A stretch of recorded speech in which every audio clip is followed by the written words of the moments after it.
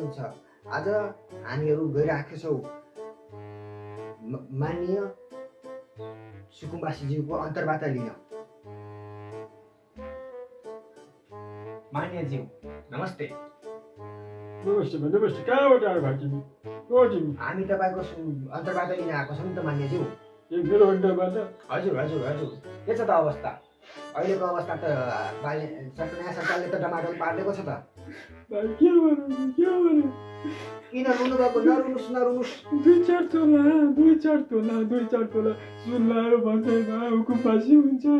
काठमाडौँमा 2-3 घर छ भन्दैमा हुकुमबासी हुन्छ। हामीले पेल्न सकेको कसो पेलेको?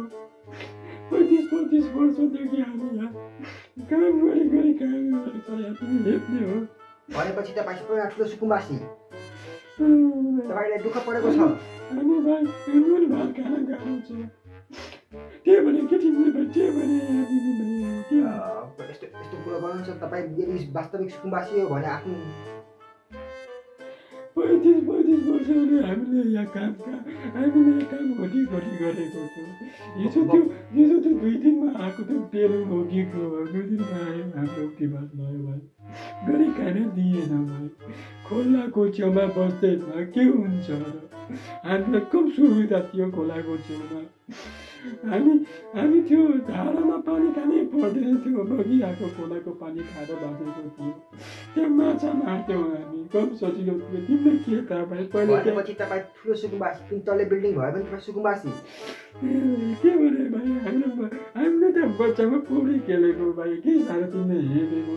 मैले बुझ्न सकिनँ। यत्रो सुनमा हाल गाउँछ, यत्रो घाँटीमा माला लगाउनु बस्छ, यत्रो तपाईँको 3-4 करोडको सम्पत्ति छ, त्यही पनि तपाईँ सुकुम्बासी भन्नुहुन्छ आफूलाई? भाइ 35 सालदेखि बसिआएको हामी याद मान्छे 2-3 लाख करोड कमाउँछ। 35 सालदेखि अहिलेसम्म 85सम्म पुगिसक्यो, 86 पुग्न लागिसक्यो भाइ। त्यसलाई मान्छे जोड्दैन। 2-4 मेरो छोरा अस्ट्रेलियामा अमेरिकामा यो न्युजिल्यान्डमा छ भन्दैमा म गरिब हो भाइ। बच्चादेखि गरिब हो यार। मैले के गरिनँ भाइ? मैले त्यो मगबली बेच या डालोमा यहाँ राखेर भाइ तिमी के भएको? त्यो गरी हुँदैन थियो भाइ। भयो तपाईँको दुःख हेर्न सक्दिनँ म। ल ठिक छ। अब तपाईँलाई त होइन आउने दिनको लागि शुभकामना म गर्दछु। त भन्छु भाइ थियो बेलुन सेलुन केही जानिनँ। मलाई पुरानै चाहियो भाइ। जसरी नि भयो भाइ लाल पुर्जा चाहियो भाइ। म त्यो घर ठुलो घरमा हामी बस्दैन भाइ। हामीलाई यही चौचाउमा यसो चारलाई हुँदैन। के बताइदो भाइ? ल भाइ म अहिले जान्छु भाइ। हेर कस्तो सुकुम्बासी भन्छ। यस्तो सुकुम्बासी भयो भने त मलाई पनि दिए हुन्थ्यो बरु सरकार यार।